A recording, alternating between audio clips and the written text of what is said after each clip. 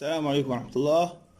هذا سوف أريكم الآن ما هي الأسباب عندما يشتكي البعض يقول إن الألواح لا تشحن، وبالرغم إن البطارية جديدة واللوح ما في أي مشاكل لا كسور أي حاجة. السبب هو من هذا السلك الذي يوجد بين اللوح وبين البطارية.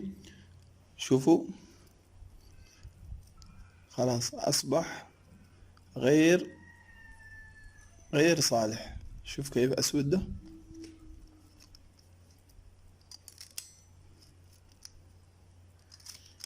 هذا بسبب تلامس حصل له، أو نوعية السلك غير صالحة.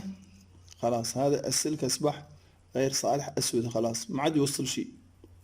يعني الكهرباء الشحن من اللوح ما عاد يعبيش البطارية بشكل صحيح، لأن بسبب هذا السلك غير صالح.